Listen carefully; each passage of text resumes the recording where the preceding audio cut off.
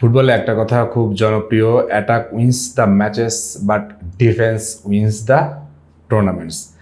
গোল করে ম্যাচ জেতা যায়, কিন্তু বিশ্বকাপ জিততে হলে ডেফিনেটলি আপনাকে ডিফেন্স ভালো হইতে হবে এবং যেটা চাপের মুহূর্তে ভেঙে পড়বে না, যেটা আপনাকে সবসময় ব্যাকআপ দিবে, এরকম ডিফেন্স না হলে আপনি বিশ্বকাপ জিততে পারবেন না। 2026 বিশ্বকাপের দিকে যদি তাকাই আমরা, তাহলে দেখতে পাই অনেক দল এই আছে যারা বিশ্বকাপে খুব দুর্দান্ত রক্ষণভাগ নিয়ে আসছে, কিন্তু আমরা আজকে ঠিক 5টা রক্ষণভাগ নিয়ে যারা কথা বলবো, যারা অন্যান্য দলগুলোর থেকে অনেক বেশি দুর্দান্ত। এর বাইরে অনেকগুলো দল আছে, কিন্তু এই 5টা দলগুলো নিয়ে কথা বলবো যাদের রক্ষণভাগ তাদের আক্রমণ ভাগের মতন ঠিক ততটাই ভয়ঙ্কর। আমি আজকে প্রথমে যে জিনিসটা নিয়ে কথা বলতে চাচ্ছি সেটা হচ্ছে যে 5 নম্বরে কোন দলটা আছে। আপনারা কি কেউ গেস করতে পারতেছেন যে 5 নম্বরে কোন দলটা আছে? 5 নম্বরে আমার কাছে যে দলটা থাকবে সেটা হচ্ছে ইংল্যান্ড। আপনি একবার ভাবেন, ম্যাচের শেষ 10 মিনিট প্রতিপক্ষ মরিয়া হয়ে আক্রমণ করতেছে, সামনে দাঁড়িয়ে আছে হচ্ছে জন স্টোনস, তার ডান পাশে হচ্ছে মার্ক গুহি, তার বাম পাশে মার্ক গুহি, ডান দিকে আছে রিস জেমস, বাম দিকে লুইস হল। এই ডিফেন্সের সবচেয়ে বড় শক্তিশালী হলো তাদের ট্যাকটিক্যাল ডিসিপ্লিন। এই স্টোনস শুধু একজন ডিফেন্ডার নন, তিনি একজন ডিফেন্ডিংয়ের নেতা। হ্যাঁ, রিস জেমস যদি ফিট থাকে তাহলে তিনি আক্রমণ রক্ষণ দুই জায়গায় একটা অস্ত্র হিসেবে কাজ করতে পারেন। কিন্তু এদের সবচেয়ে বড় সমস্যা হচ্ছে ইনজুরি প্রবণতা।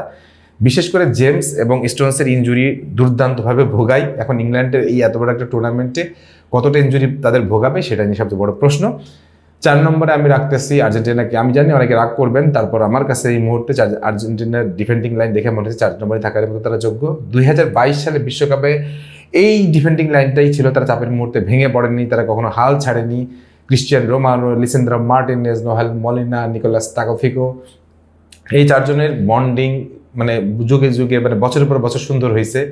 সো এদের মাঝখানে যে বোঝাপড়াটা তৈরি হয়েছে, তাদের বোঝাপড়াটার জন্যই এবার আমি তাদেরকে 4 নম্বরে রাখতেছি।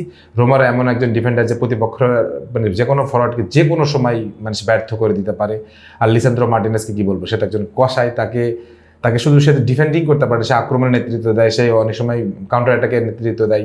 এগুলো খুবই ভালো, তাদের লড়াই করার মানসিকতা আছে দুর্দান্ত, সেগুলো আমার কাছে দুর্দান্ত মনে হয়। সেই জন্য তারা 4 নম্বরে। 3 নম্বরে আছে স্পেন। স্পেনের ডিফেন্স অন্য সবার থেকে একটু আলাদা। হ্যাঁ, তারা শুধু ট্যাকেল করে না, তারা বল নিজেদের পায়ে কাছে রাখতে পছন্দ করে। যেমন পেড্রো আছে, পাউ কুবার্সি আছে, লাপোর্তে আছে, তারপর মার্কো কুকুরেলা আছে। এই 4 জন মিলে যে একটা ডিফেন্স সলিডিটি তৈরি করে, যারা প্রতিপক্ষকে বল দিতে চায় না, কোনো সময় বল দিতে চায় না, তার ডিফেন্ডার হয়ে বল পায়ে রাখে। কিন্তু তাদের খেলা পরিপক্কতা, বিশ্বাস, তাদের তাদের উপর নিজেদের উপর বিশ্বাস, এগুলো দুর্দান্ত। লাপোর্তের অভিজ্ঞতা, কুকুরেলার এনার্জি স্পেনকে আমি মনে করি আরও অনেক অনেক বেশি শক্তিশালী করে তুলছে। তবে তাদের সবচেয়ে দুর্বলতার জায়গা যেটা, সেটা হচ্ছে তাদের অভিজ্ঞতা। এই অভিজ্ঞতা যেটা একটু কম, সেই জায়গায় তারা বড় দলের সামনে পড়লে একটু চাপে পড়তে পারে, এবং এই চাপে পড়াটা আমার কাছে মনে হয় খুব স্বাভাবিক। 2 নম্বরে আমার কাছে থাকবে পর্তুগাল। পর্তুগালের ডিফেন্সটা দেখেন, আমি বলি, যখন সবাই পর্তুগালের আক্রমণ ভাগ মিডফিল্ড নিয়ে কথা বলতেছে, কিন্তু তারা কেউ ডিফেন্স নিয়ে কথা বলতেছে না। কিন্তু আমার কাছে মনে হয় এই ডিফেন্সই পর্তুগালকে বিশ্বকাপ জিততে সাহায্য করবে। যদি পর্তুগাল বিশ্বকাপ জিততে চায়, তাহলে এই ডিফেন্ডিং লাইনের উপরেই তাদেরকে ভরসা করতে হবে। তারপরে জোয়াও ক্যানসেলো, তারপর রুবিন ডিয়াজ, গঞ্জালো ইনসাও, তারপরে হচ্ছে নুনো মেন্ডেস। বিশেষ করে নুনো মেন্ডেস এবং হচ্ছে রুবিন ডিয়াজ, একজন গতি আর একজন কি বলে শক্তি। এই যে অনন্য 2 জনের বন্ডিং, এই 2 জনের এই বন্ডিং আমার কাছে মনে হয়েছে যে খুব বেশি কি বলে খুব বেশি ভোগাবে অন্য দলের ফরওয়ার্ডকে। ডিয়াজ মাঠে থাকলে পুরো ডিফেন্স অনেক বেশি সলিড দেখায়, আত্মবিশ্বাসী হয়ে ওঠে।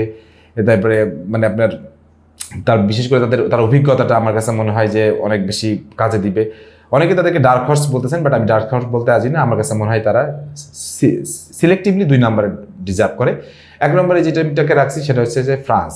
এবার সেই ফ্রান্সের দলকে নিয়ে যদি কথাই বলতে হয়, তাহলে তাদেরকে ডিফেন্সকে নিয়ে যদি বলবো, তাহলে আমি বলবো কি যে 4 জনের নাম বলতে, সেই 4 জন এত দুর্দান্ত ফর্মে আছে যে এই 4 জনকে নিয়ে কথা বলতে হলে আপনাকে এদেরকে 1 নম্বরে রাখতেই হবে। যেমন দেখেন, জুলেস কুন্দো, উইলিয়াম সালিবা, ইব্রাহিম কোনাতে, থিও হার্নান্দেজ, এই 4 জন একসাথে দেখলে মনে হয় আধুনিক ফুটবলের জন্য এদের স্পেশালি তৈরি করা হয়েছে।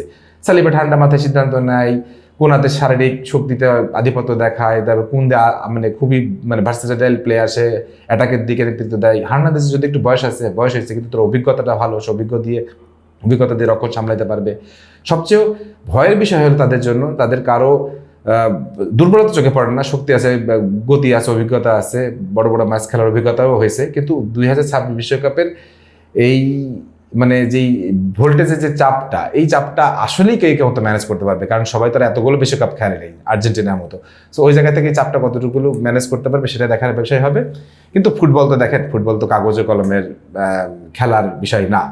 এই ডিফেন্সের বাইরে জার্মানির ডিফেন্স ভালো লাগছে আমার কাছে, তারপর হচ্ছে মরক্কোর ডিফেন্সটা অনেক ভালো, হ্যাঁ, নেদারল্যান্ডের ডিফেন্স দুর্দান্ত।